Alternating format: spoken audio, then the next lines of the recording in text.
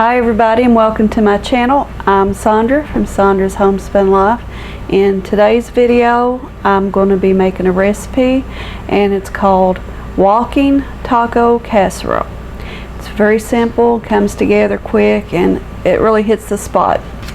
Okay, I have my skillet on my burner and I'm allowing it to heat up and come up to temperature.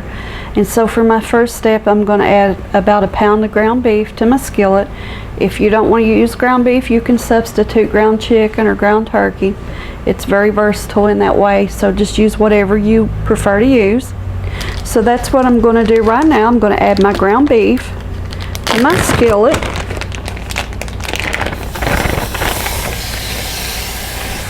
And using my chopper here, I'm just going to crumble up this beef. I bought this chopper a long time ago, I believe at Walmart, but I saw in somebody's Dollar Tree haul not too long ago that the Dollar Tree is starting to carry them now. So for $1 you can't beat that, and these are so handy to have. It makes quick work of crumbling up any kind of meat or anything that you want to fry up. And to this ground beef, I'm going to add some diced onion. And you can just add as little or as much onion as you want. I like plenty of onion in mine, so I'm just going to add it all. So I'm just going to continue to allow this ground beef to fry up until it's cooked all the way through and no longer pink. I'll be stirring it occasionally and continue to crumble it up with my chopper. And once that step's done, I'll bring you back then. Okay, I've allowed my ground beef and onion mixture to cook thoroughly through. It's no longer pink. And ideally, you want to cook this down until the majority of the liquid has cooked out of your beef. And so that's how mine is right now. So for my next step, I'm going to add a package of taco seasoning.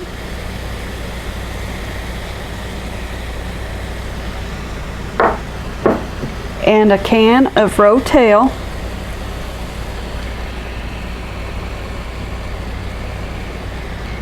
And using my spoon, I'm just going to mix that up till it's well combined. And I'm going to allow this to continue to cook until that is all heated through once again. Everything is nice and heated through. So for my next step, I'm going to add a can of black beans that I have drained and rinsed. So next I'm going to add some sour cream to my mixture, and I don't usually measure it. I just use 2 big heaping tablespoons of sour cream.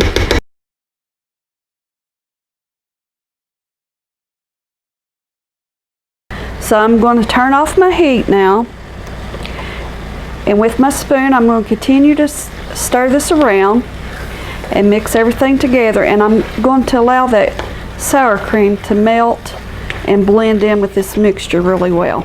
Okay, now that I have my sour cream melted and mixed really well in my mixture, next I'm going to add a 10-ounce can of red enchilada sauce,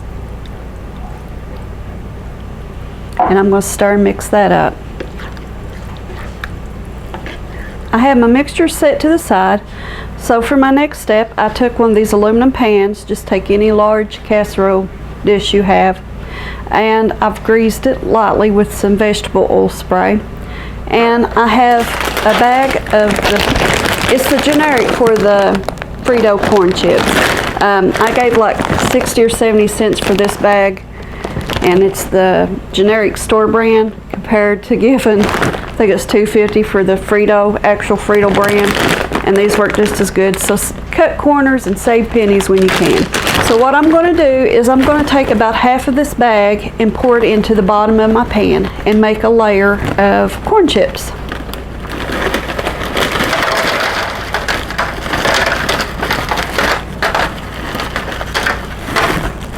And I just eyeball it. Okay, for my next step, I'm going to spoon this ground beef mixture over top of my corn chips.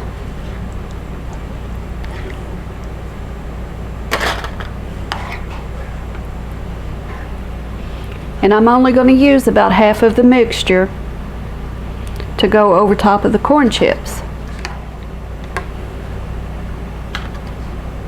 Now for my next step, I have some shredded cheddar cheese, and I'm just going to sprinkle some of the cheddar cheese over top of that layer.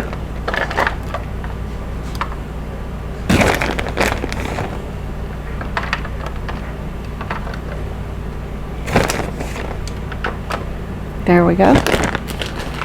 And then I'm going to repeat these layers once again. So I'm going to take the other half of my corn chips and pour them all over top of the cheese.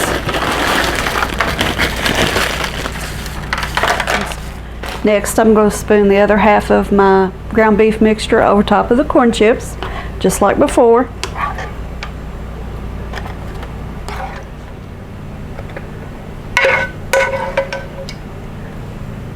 So now I'm just taking my spoon and smoothing everything out.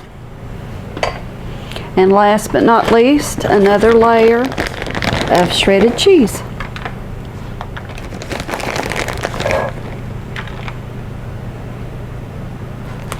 Now the casserole is ready to go in the oven. I've allowed my oven to preheat to 325 degrees, so I'm just going to place this in the oven uncovered and allow it to bake for about 20 minutes.